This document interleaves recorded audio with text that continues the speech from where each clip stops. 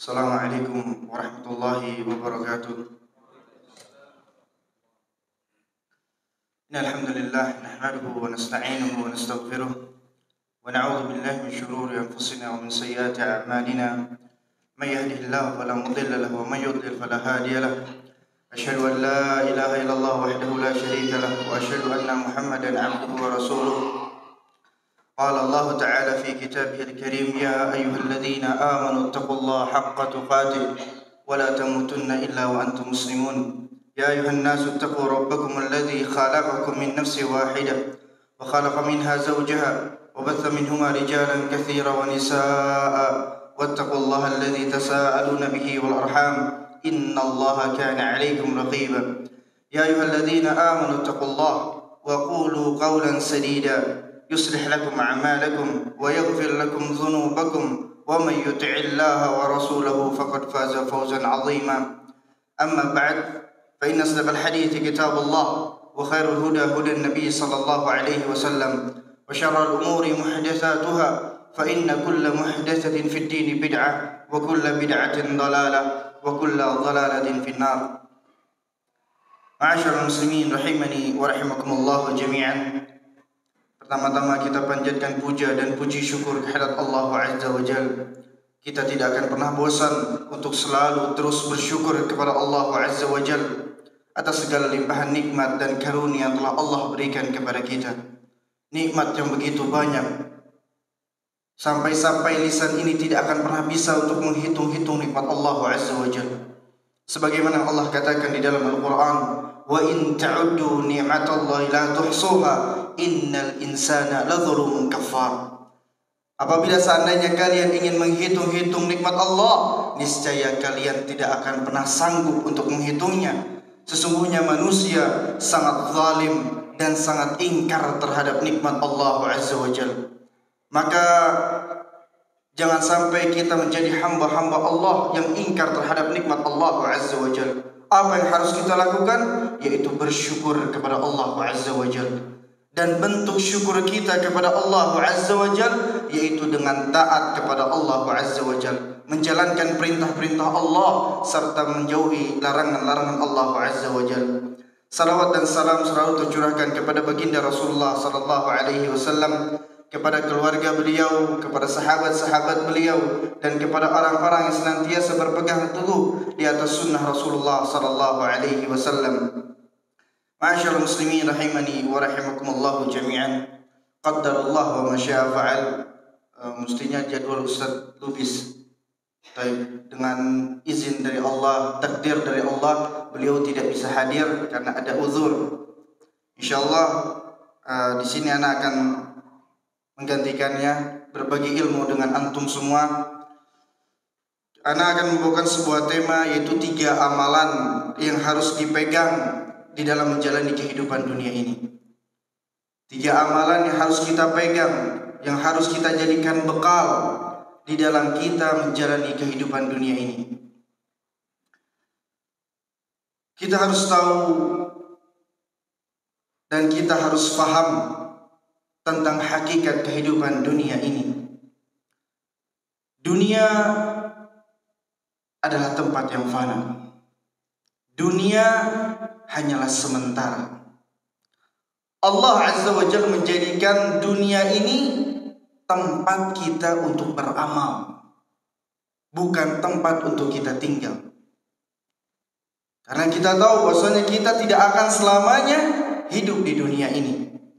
Maka Allah jadikan dunia akan fana, akan sirna, dan hanya sementara.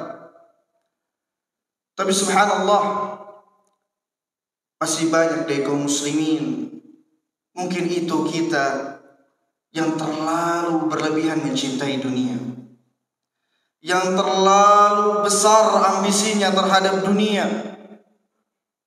Maka ini merupakan sebuah penyakit yang dikatakan oleh Rasulullah sallallahu alaihi wasallam al-wahn.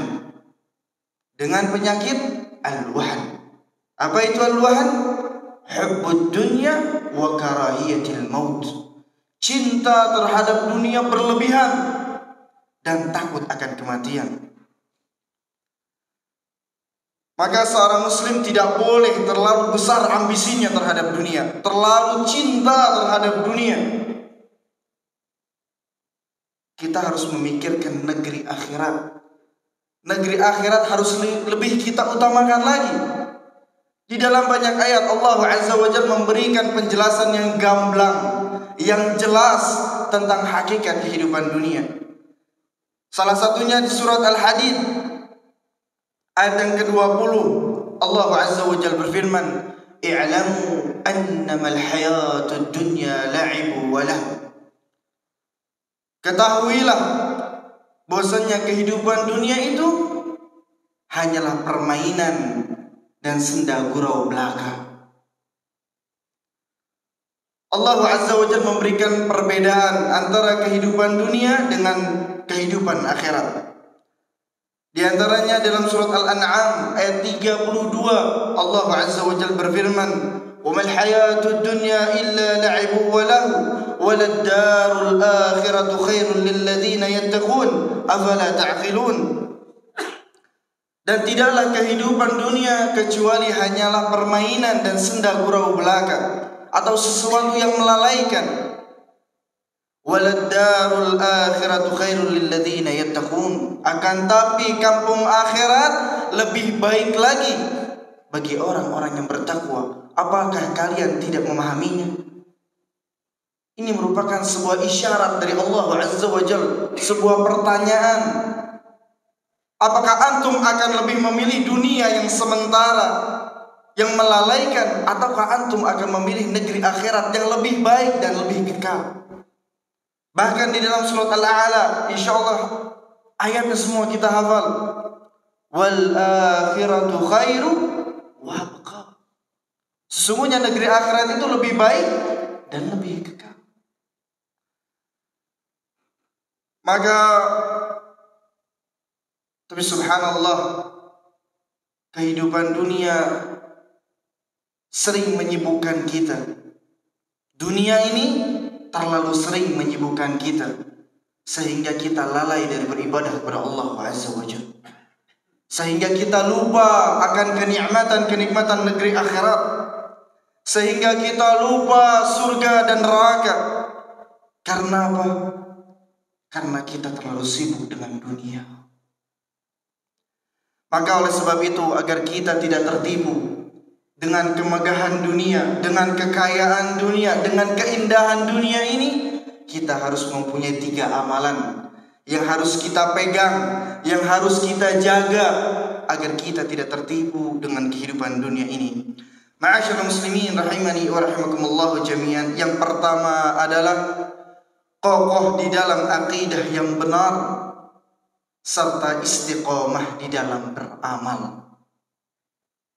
Kokoh di dalam akidah yang benar serta istiqomah di dalam beramal.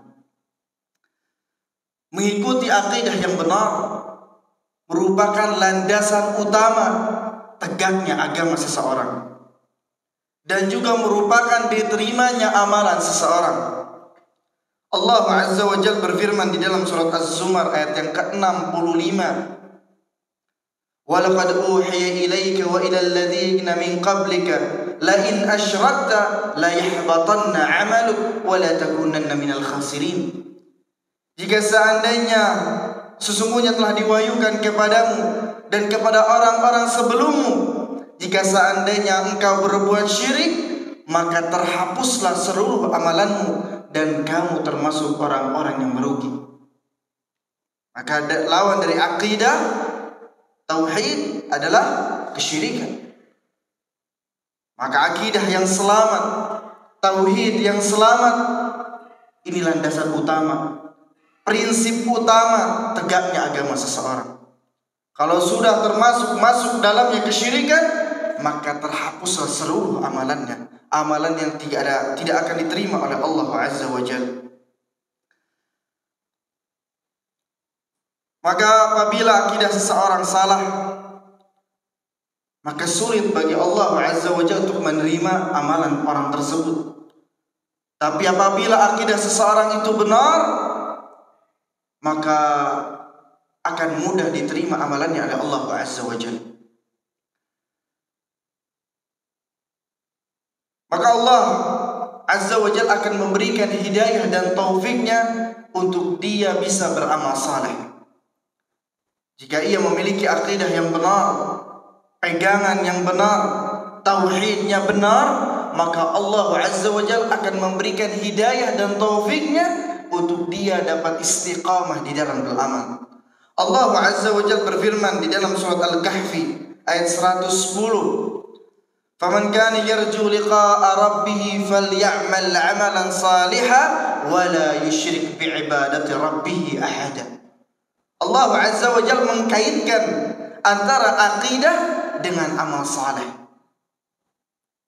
Maka barang siapa yang mengharapkan perjumpaan dengan Allah Azza wa Jalla, hendaklah ia beramal saleh dan tidak menyekutukan Allah Azza wa Jalla di dalam beribadah kepadanya. Jika ingin bertemu dengan Allah Azza wa Jalla, hendaklah ia beramal saleh.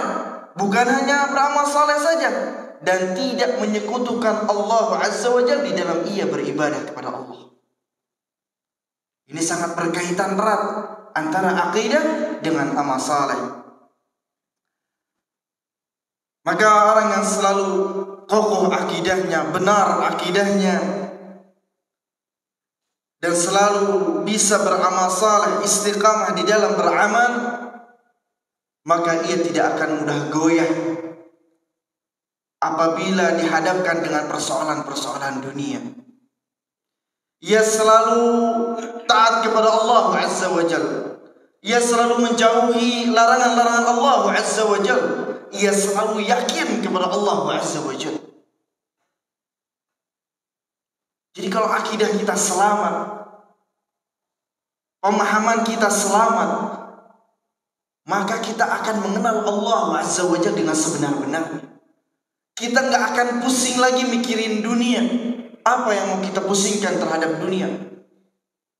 Pemilik dunia ini siapa? Allah Azza wa Jalla. Yang mengatur dunia ini siapa? Allah Azza wa Jalla. Jika pemahaman, keyakinan kita benar kepada Allah Azza wa Jalla, udah kita santai udah. Rizq udah Allah yang atur. Musibah dari Allah, dan Allah yang akan mengangkat musibah tersebut. Maka kita butuh akidah yang benar agar kita dapat menjalani kehidupan dunia ini. Maka orang seperti ini akan mendapatkan surga dari Allah Azza wa Jalla. Orang yang selalu memiliki akidah yang benar, keyakinan yang benar kepada Allah Azza wa Jalla, serta istiqamah di dalam beramal, orang seperti ini yang akan mendapatkan surga dari Allah Azza wa Jalla. Sebagaimana Allah Azza wa Jalla berfirman dalam surat Fussilat ayat yang 30, "Innal ladzina qalu rabbuna Allah thumma istaqamu tatanazzalu 'alaihimul malaikah alla takhafu wa la tahzanu wa abshiru bil jannati allati kuntum tu'adun." Sesungguhnya orang-orang yang mengatakan Rabb kami adalah Allah, bukan hanya mengatakan Rabb kami Allah, Tuhan kami Allah, tapi benar-benar diyakini di dalam hatinya dengan sebenar-benarnya keyakinan bahwa Rabbnya adalah Allah. Kemudian dia istiqamah di atasnya, di atas keyakinan tersebut. Apa yang ia dapatkan? Tatanazzalu alaihimul malaikah. Para malaikat akan senantiasa turun kepadanya, seraya mengatakan alla takhafu wa la tahzanu. Janganlah engkau takut dan janganlah engkau bersedih. Bukan hanya itu, ayat ini ditutup dengan janji Allah Azza wa Jalla, wa abshiru bil jannati allati kuntum tu'adun. Dan bergembiralah dengan surga yang telah Allah janjikan kepadamu.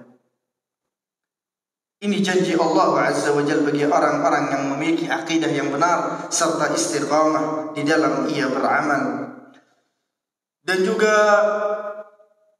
istiqamah merupakan sebuah amalan yang paling dicintai oleh Allah Azza wa Jalla. Istiqamah adalah amalan yang paling dicintai oleh Allah Azza wa Jalla. Sebagaimana Rasulullah sallallahu alaihi wasallam bersabda, "Ahabbul a'mali ila Allah adwamuha wa in qalla." Sesungguhnya amalan yang paling dicintai oleh Allah Azza wa Jalla adalah amalan yang istiqamah, amalan yang continue, terus menerus, walaupun amalan itu sedikit. Walaupun amalan itu sedikit, asal kita bisa istiqamah, bisa terus kita lakukan, ini lebih dicintai oleh Allah Azza wa Jalla, lebih besar pahalanya di sisi Allah Azza wa Jalla. Maka kita jangan pernah meremehkan amalan-amalan yang kecil. Mungkin dengan sebab itu Allah ridho sama kita, Allah cinta sama kita. Maka jangan pernah meremehkan amalan-amalan yang kecil. Jika kita niatkan ikhlas buat Allah, itu bisa besar di sisi Allah Azza wa Jalla. Maka yang dinilai oleh Allah Azza wa Jalla adalah kualitas amalan seseorang, bukan kuantitasnya. Nilai amalan itu sendiri, bukan banyaknya amalan seseorang. Seperti yang Allah firmankan di dalam surat Al-Mulk ayat yang kedua, Alladzi khalaqal mauta wal haya liyabluwakum ayyukum ahsanu amala. Dialah Allah yang maha menghidupkan, yang menciptakan kematian dan kehidupan untuk menguji kalian siapa yang paling baik amalannya. Siapa yang paling baik amalannya. Berkata Fudail bin Iyad, beliau menjelaskan ayat yang di atas. Yang dimaksud dengan yang paling baik amalannya adalah akhlasuhu wa aswabuhu, yang paling ikhlas dan paling benar, yaitu yang mengikuti petunjuk Rasulullah sallallahu alaihi wasallam. Amalan yang paling baik adalah yang ikhlas dan sesuai dengan tuntunan Rasulullah sallallahu alaihi wasallam. Sebagaimana yang dikatakan oleh para ulama, qabulul ibadah syartan. Diterimanya ibadah itu ada dua syarat. Yang pertama ikhlas, dan yang kedua mutaba'ah, yaitu mengikuti petunjuk Rasulullah sallallahu alaihi wasallam. Sebagaimana Rasulullah sallallahu alaihi wasallam juga bersabda, "Man 'amila 'amalan laisa 'alaihi amruna fahuwa rad." Barang siapa yang mengerjakan suatu amalan yang datangnya bukan dari kami, maka pasti amalan itu tertolak. Yang mengatakan tertolak ini bukan anak, tapi Rasulullah sallallahu alaihi wasallam. Sudah dipastikan amalan itu ditolak sama Allah Azza wa Jalla. Kita tahu bahwasanya Rasulullah sallallahu alaihi wasallam ini tidak berbicara dengan hawa nafsunya, tetapi semua hadis yang beliau katakan itu datangnya dari Allah Azza wa Jalla. Berarti Allah Azza wa Jalla yang telah menentukan standar diterimanya amalan seorang hamba, yaitu dengan ikhlas kepada Allah dan juga sesuai dengan tuntunan Rasulullah sallallahu alaihi wasallam. Sebanyak apapun Anda beribadah, jika tidak ada dua syarat ini, maka amalan Anda pasti akan tertolak. Maka perlu diperhatikan dua syarat ini. Ikhlas karena Allah Azza wa Jalla dan sesuai dengan petunjuk Rasulullah sallallahu alaihi wasallam. Maka orang yang berpegang teguh kepada Al-Quran dan juga sunnah Rasulullah sallallahu alaihi wasallam dijamin oleh Rasulullah sallallahu alaihi wasallam tidak akan tersesat. Orang yang berpegang teguh kepada Al-Quran dan sunnah Rasulullah dipastikan tidak akan tersesat. Rasulullah sallallahu alaihi wasallam bersabda, "Taraktu fikum amrayn lan tadillu ma tamassaktum bihima kitaballahi wa sunnati." Telah aku tinggalkan dua perkara kepada kalian. Apabila kalian berpegang teguh pada dua perkara tersebut, dipastikan kalian tidak akan pernah tersesat. Apa dua perkara tersebut? Al-Quran dan sunnah Rasulullah sallallahu alaihi wasallam. Maka akidah yang benar, yaitu akidah yang sesuai dengan Al-Quran dan sunnah Rasulullah sallallahu alaihi wasallam dan juga pemahaman para sahabat. Dan ada sebuah doa yang diajarkan oleh Rasulullah sallallahu alaihi wasallam, agar kita bisa istiqamah di dalam kita beramal. Doa yang sering dibaca oleh Rasulullah sallallahu alaihi wasallam. Insyaallah doanya sebagian atau mungkin semuanya udah hafal. Apa doanya? Ya muqallibal qulub, tsabbit qalbi ala dinik, wa ya musarrifal qulub, sarrif qalbi ila ta'atik. Wahai zat yang membolak-balikan hati, tetapkanlah hatiku di atas agamamu. Wahai zat yang memalingkan hati, palingkanlah hatiku di atas ketaatan kepadamu. Agar hati kita terus condong kepada ketaatan, maka banyak-banyak doa seperti ini. Ya muqallibal qulub, tsabbit qalbi ala dinik, wa ya musarrifal qulub, sarrif qalbi ila ta'atik. Ma'asyar muslimin rahimani wa rahimakumullah jami'an. Kemudian amalan yang kedua adalah al-isti'anah, yaitu selalu minta pertolongan kepada Allah. Selalu minta pertolongan kepada Allah Azza wa Jalla di dalam kita menjalani kehidupan dunia ini. Kita perlu meminta tolong kepada Allah Azza wa Jalla, karena kita tahu kita adalah manusia, makhluk yang lemah. Maka kita perlu untuk meminta pertolongan kepada Allah Azza wa Jalla. Kalaulah bukan pertolongan dari Allah Azza wa Jalla, kita ini bukan siapa-siapa. Maka semua itu karena pertolongan dari Allah Azza wa Jalla. Kita bisa sehat karena pertolongan Allah. Kita bisa sukses karena pertolongan Allah. Karena pada hakikatnya kita bukan siapa-siapa, dan kita bukan apa-apa.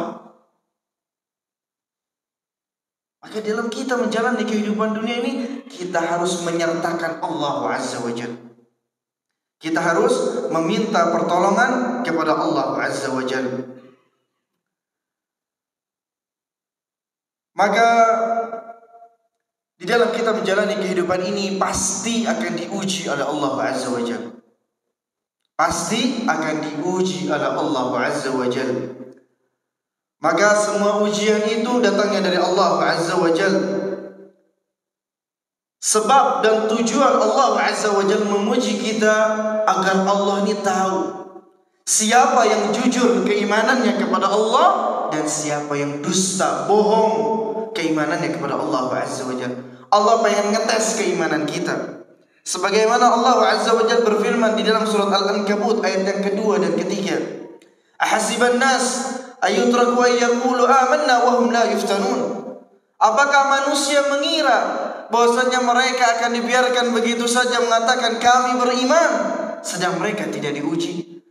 Walaqad fatanna alladhina min qablihim fala ya'lamanna Allahu alladhina sadaqu wa la ya'lamanna al-kadhibin. Sungguh kami telah menguji orang-orang sebelum mereka. Dengan ujian itu Allah tahu siapa yang jujur keimanannya kepada Allah dan siapa yang dusta keimanannya kepada Allah Azza wa Jalla. Allah Azza wa Jalla tidak hanya menguji keimanan kita, Allah Azza wa Jalla pun akan menguji kehidupan kita. Sebagaimana Allah Azza wa Jalla berfirman di dalam surat Al-Baqarah ayat 155, وَلَنَبْلُوَنَّكُمْ بِشَيْءٍ مِنَ الْخَوْفِ وَالْجُوعِ وَنَقْصٍ مِنَ الْأَمْوَالِ وَالْأَنْفُسِ وَالثَّمَرَاتِ وَبَشِّرِ الصَّابِرِينَ. Dan sungguh pasti kami akan uji kalian dengan sedikit rasa takut, rasa lapar, kekurangan harta, jiwa, dan buah-buahan. Dan berikanlah kabar gembira bagi orang-orang yang sabar. Ini bukti bahwasanya Allah Azza wa Jalla pasti akan menguji kita semuanya. Maka ujian yang Allah berikan untuk menguji kita.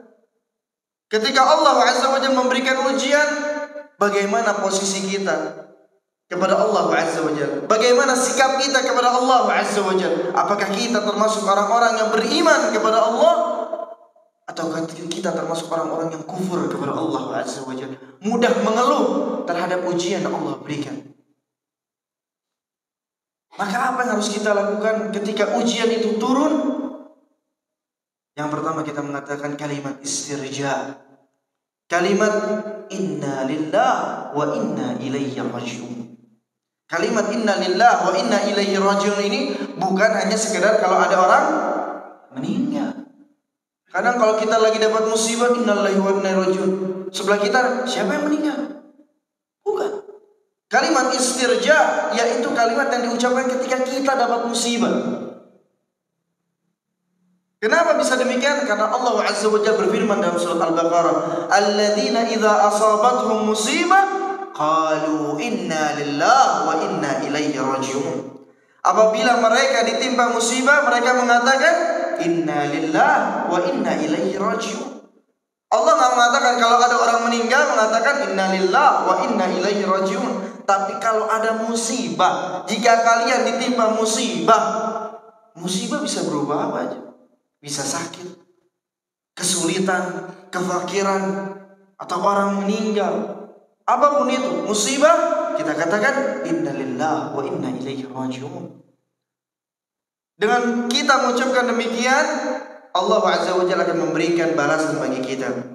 Alladzina idza asabathum musibah qalu inna lillahi wa inna ilaihi raji'un. Ulaika 'alaihim salawatun min rabbihim wa rahmah wa ulaika humul muhtadun. Apa balasan mereka? Mereka akan mendapatkan rahmat dari Allah Azza wa Jalla, ampunan dari Allah Azza wa Jalla, dan mereka akan diberikan petunjuk oleh Allah Azza wa Jalla. Maka yang kedua yang dilakukan adalah husnudzan kepada Allah Azza wa Jalla. Kalau kita mendapat musibah, yang pertama kita katakan inna lillahi wa inna ilaihi raji'un. Yang kedua kita husnudzan kepada Allah Azza wa Jalla. Kita berbaik sangka kepada Allah Azza wa Jalla. Segala apa yang Allah turunkan dari musibah-musibah pasti ada kebaikan buat kita. Pasti ada hikmahnya. Maka kita harus mengedepankan husnudzan kita kepada Allah Azza wa Jalla. Allah mengatakan dalam hadis qudsi, "Ana 'inda dhanni 'abdi bi, in dhanna bi khaira falahul khair, fala tadhunnu billahi illa khaira." Aku, kata Allah, bersama prasangka hambaku terhadapku. Jika ia berprasangka baik terhadapku, maka ia akan mendapatkan kebaikan. Maka janganlah sekali-kali kalian berprasangka kepada Allah kecuali kebaikan.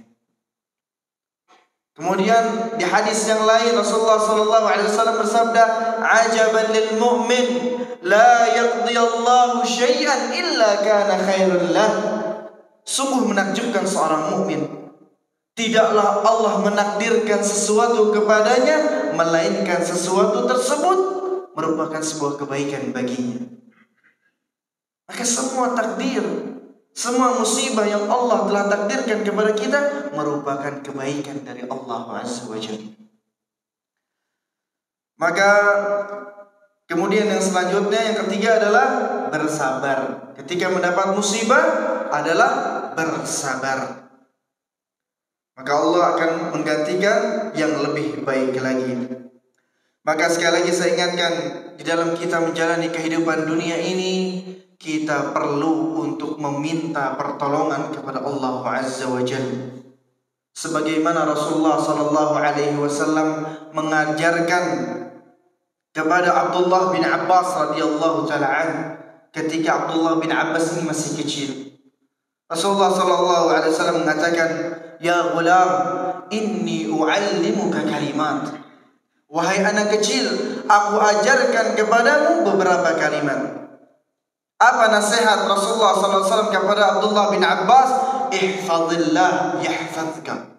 Jagalah Allah, niscaya Allah akan menjagamu. Ihfazillah tajidhu tujahak. Jagalah Allah, maka engkau akan mendapati Allah ada di hadapanmu. Jagalah Allah, maka engkau akan mendapati Allah berada di hadapanmu. Wa idza sa'alta fas'alillah. Jika engkau meminta, maka mintalah kepada Allah. Dan yang keempat, wa idza sta'anta fasta'in billah. Jika engkau minta tolong, maka minta tolonglah kepada Allah Azza wa Jalla. Ini 4 nasihat yang diberikan Rasulullah SAW kepada Abdullah bin Abbas ketika beliau masih kecil. Maka dari sini kita bisa mengambil faedah, bisa mengambil sebuah keutamaan. Kita ajarkan anak-anak kita untuk selalu bergantung kepada Allah Azza wa Jalla. Sebagaimana Rasulullah SAW mengajarkan Abdullah bin Abbas untuk bergantung kepada Allah Azza wa Jalla. Nah, kalau mau minta tolong sama Allah Azza wa Jalla. Nah, kalau mau minta sama Allah Azza wa Jalla. Apa yang kau mau minta sama Allah. Menanamkan akidah yang benar untuk anak kita di saat mereka masih kecil. Kalau kita tanamkan demikian, insya Allah mereka akan selalu terus meminta kepada Allah, bertawakal kepada Allah, selalu melibatkan Allah Azza wa Jalla.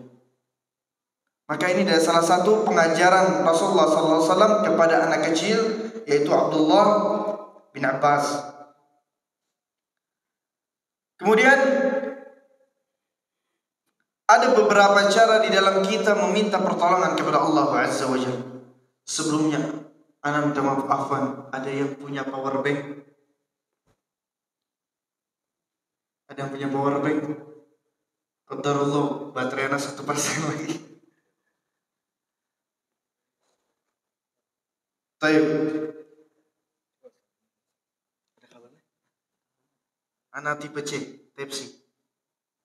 Enggak ada. Qadarullah, masyaallah. Baik.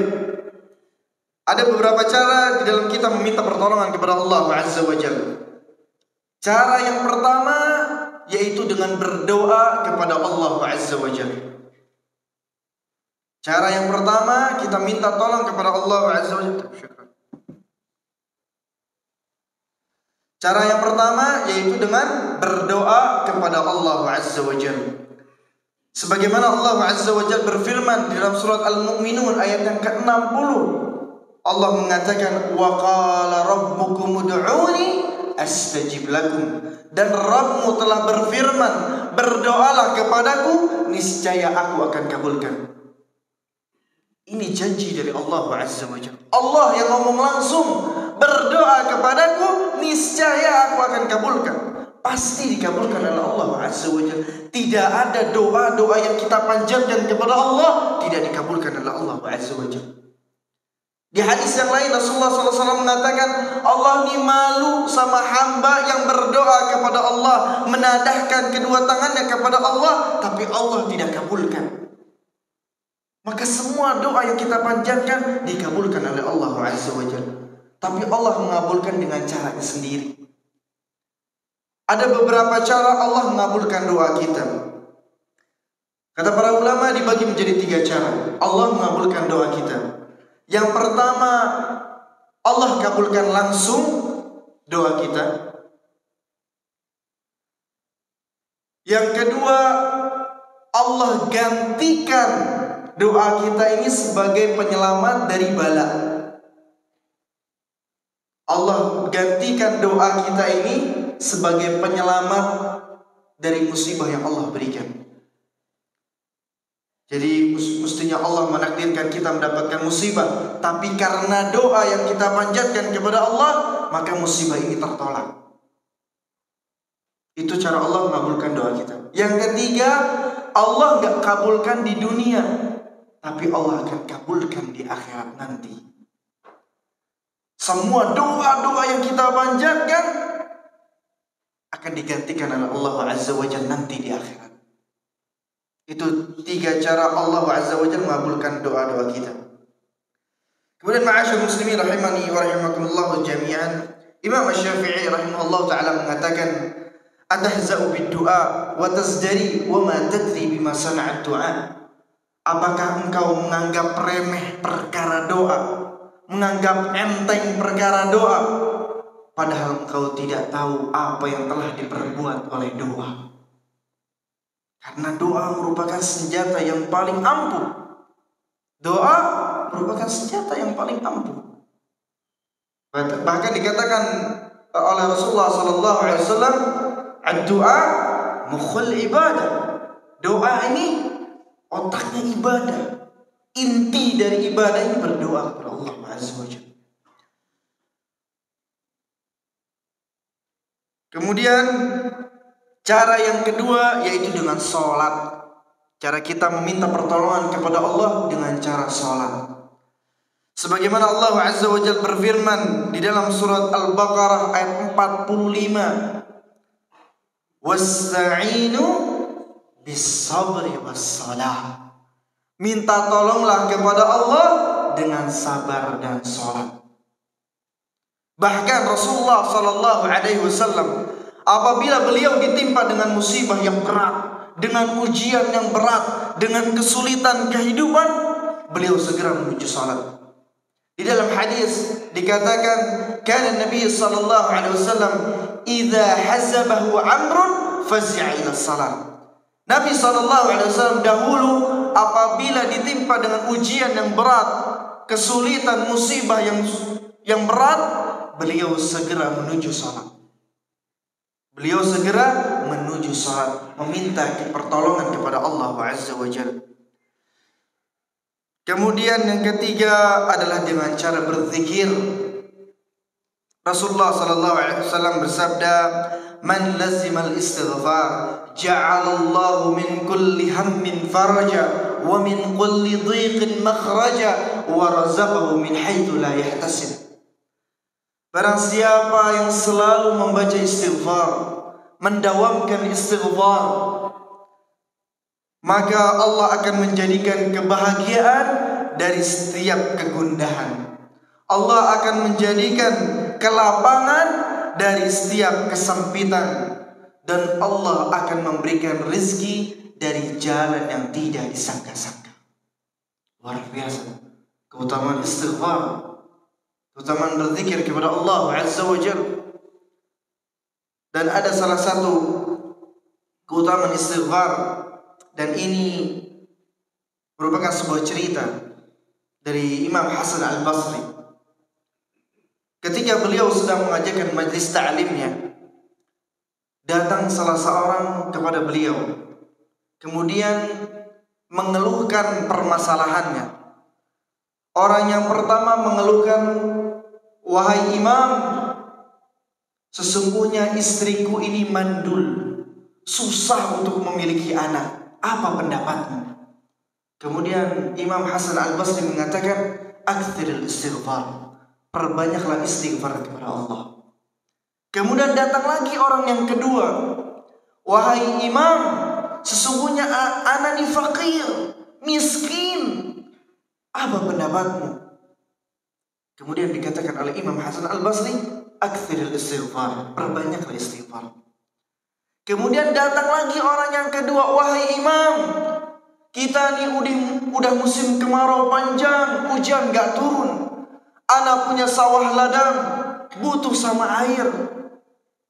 Akan tapi sungai-sungai kering. Apa pendapatmu?" Kemudian Imam Hasan Al-Basri mengatakan, "Aktsiril istighfar." Perbanyaklah istighfar kepada Allah. Kemudian orang-orang yang berada sekitar Imam Hasan Al-Basri mengatakan, "Ya Imam, kullama ja'aka syakin qulta lahu aktsiril istighfar." Wahai Imam, kenapa setiap ada orang yang datang mengeluhkan keluhannya kepadamu, engkau mengatakan perbanyaklah istighfar? Kemudian Imam Hasan Al-Basri mengatakan, "Awalam tasma' qaulillahi ta'ala?"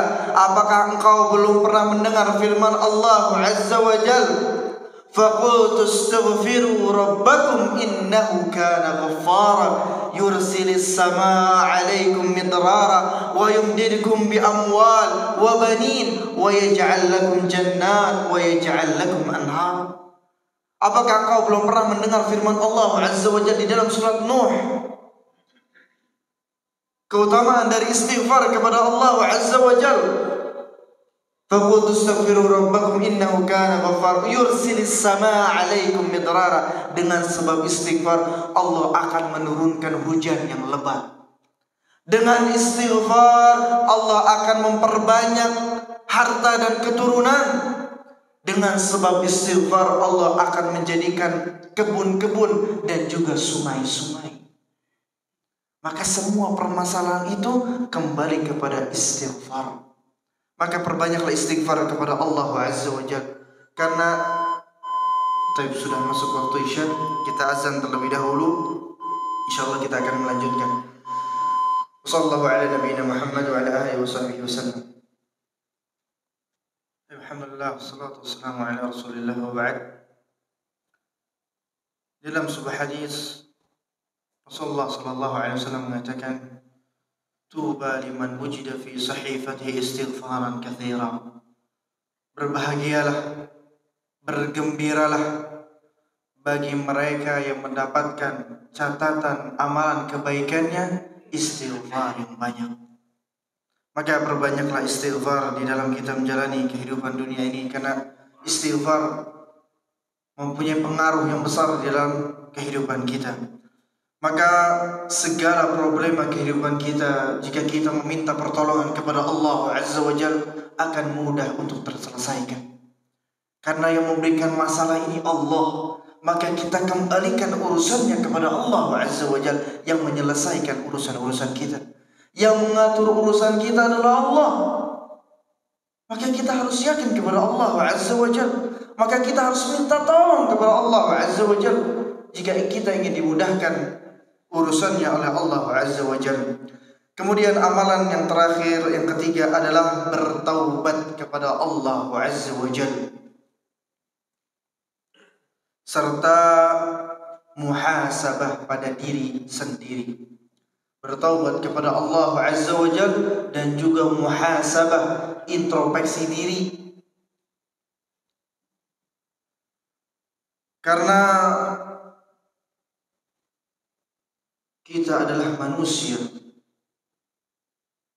Selain kita adalah makhluk yang lemah, kita pun adalah makhluk yang selalu berbuat dosa dan kesalahan. Manusia tidak akan pernah terlepas dari dosa dan kesalahannya. Selama dia hidup di dunia ini, pasti akan berbuat salah dan dosa. Karena itulah hakikat manusia. Maka Rasulullah sallallahu alaihi wasallam bersabda di dalam hadisnya, kullu bani Adam khata' wa khairul khata'ina tawwabun. Setiap anak Adam ini pasti selalu berbuat salah. Rasulullah SAW mengatakan kata tawwabun, artinya apa? Selalu terus berbuat salah, selalu terus berbuat dosa. Bukan sekali dua kali, tapi terus berbuat salah dan dosa. Dan sebaik-baik orang yang melakukan kesalahan dan dosa adalah yang bertaubat kepada Allah Azza wa Jalla, adalah orang yang kembali kepada Allah Azza wa Jalla. Dan juga perlu kita ingat, di balik kita adalah manusia yang selalu berbuat salah dan dosa. Kita pun diperintahkan oleh Allah Azza wa Jalla agar tidak berputus asa dari rahmat Allah Azza wa Jalla. Kita nggak boleh putus asa dari rahmat Allah Azza wa Jalla. Kita tahu kita banyak dosa, maka kita bertaubat kepada Allah. Kita persembahkan doa-doa kita kepada Allah Azza wa Jalla. Kita menangis di hadapan Allah atas segala dosa yang kita pernah lakukan. Allah mengatakan di dalam surat Az-Zumar ayat yang ke-53, qul ya ibadiyalladzina asrafu ala anfusihim la taqnatu min rahmatillah innallaha yaghfiru dzunuba jami'a innahu huwal ghafurur rahim. Katakanlah, wahai hamba-hambaku yang telah melampaui batas atas diri mereka sendiri. Kita sering melampaui batas kita, artinya kita sering berbuat dosa. Apa kata Allah? La taqnatu min rahmatillah. Janganlah kalian berputus asa dari rahmat Allah. Rahmat Allah ini luas, luar biasa. Apa kata Allah? Innallaha yaghfiru dzunuba jami'a. Sesungguhnya Allah mengampuni semua dosa. Tidak ada dosa yang tidak diampuni oleh Allah Azza wa Jalla. Asal kita benar-benar bertaubat kepada Allah Azza wa Jalla, mengakui dosa-dosa kita, menangis bersimpuh di hadapan Allah, pasti Allah akan ampuni dosa kita. Maka bersegeralah menuju ampunan Allah Azza wa Jalla. Dan ini pun merupakan sebuah perintah dari Allah Azza wa Jal untuk kita bertaubat kepada Allah Azza wa Jal. Di dalam surat At-Tahrim ayat yang ke-8 Allah Azza wa Jal berfirman, Ya ayyuhalladzina amanu tubu ilallahi taubatan nasuha. Wahai orang-orang yang beriman, bertaubatlah kepada Allah dengan sebenar-benarnya taubat. Karena Allah ini pengen kita ini selalu bertaubat kepada Allah. Allah pengen kita nih jauh dari dosa. Allah pengen kita nih gak termasuk orang-orang yang masuk ke dalam neraka Allah. Karena kasih sayang Allah Azza wa Jalla, Allah perintahkan kita buat bertobat kepada Allah. Dengan taubat itu Allah akan ampuni semua dosa-dosa kita. Dan juga kita tutupi dosa-dosa yang telah kita lakukan ini dengan kebaikan-kebaikan yang kita lakukan. Karena kebaikan-kebaikan yang kita lakukan akan menghapuskan kesalahan-kesalahan yang telah kita perbuat. Sebagaimana Allah Azza wa Jalla berfirman dalam surat Hud ayat yang ke-114, Innal hasanat yudhibnas sayyi'at. Sesungguhnya kebaikan-kebaikan itu akan menghapuskan kesalahan-kesalahan. Dan juga Rasulullah sallallahu alaihi wasallam bersabda, Ittaqullaha haitsumma kunt wa atbi'is sayyi'atal hasanata tamhuha wa khaliqin nas bi khuluqin hasan. Bertakwalah kepada Allah dimanapun Anda berada. Ikutilah kebaikan itu, ikutilah kejelekan itu dengan kebaikan yang akan menghapusnya. Maka kejelekan yang kita lakukan akan bisa terhapus dengan kebaikan yang kita lakukan. Wa khaliqin nasi bi khuluqin hasan. Bergaulah dengan manusia dengan akhlak yang baik. Dan juga ingatlah perkataan Umar ibn al-Khattab radhiyallahu ta'ala anhu, beliau mengatakan, hasibu anfusakum qabla an tuhasabu. Hisablah diri kalian sebelum diri kalian dihisab oleh Allah Azza wa Jalla. Maka kita hisab diri kita masing-masing. Sebelum kita tidur, kita udah melakukan dosa apa? Sebelum kita tidur, kita mohon ampun kepada Allah. Kalau bisa setelah kita melakukan dosa, kita mohon ampun kepada Allah. Kalau belum sempat sebelum kita tidur, kita muhasabah pada diri kita masing-masing. Ya Allah, anak sudah menzalimi si fulan, besok anak harus minta maaf sama si fulan, atau langsung minta maaf sama si fulan. Ya Allah, anak melakukan dosa ini dan itu, ampuni anak ya Allah. Maka kita hisab diri kita. Karena hisab di akhirat itu berat. Hisab di akhirat itu berat luar biasa. Kalau kita bisa selamat dari hisab, alhamdulillah. Jika kita mendapatkan hisab yang mudah, alhamdulillah. Tapi enggak semua bisa mendapatkan hisab yang mudah. Semua akan dihisab oleh Allah Azza wa Jalla. Maka hisab itu berat. Sebelum hisab di akhirat, maka kita harus menghisab diri kita di dunia ini. Itulah 3 amalan yang harus kita pegang untuk menjadikan bekal kita dalam menjalani kehidupan dunia ini. Mudah-mudahan apa yang disampaikan ini bisa bermanfaat, terutama untuk anak pribadi dan juga untuk semuanya. Mudah-mudahan bisa diamalkan di dalam kita menjalani kehidupan dunia ini. Kemudian kita tutup dengan doa kafaratul majlis. Subhanakallahumma wa bihamdik, asyhadu an la ilaha illa anta, astaghfiruka wa atubu ilaik. Wassalamualaikum warahmatullahi wabarakatuh.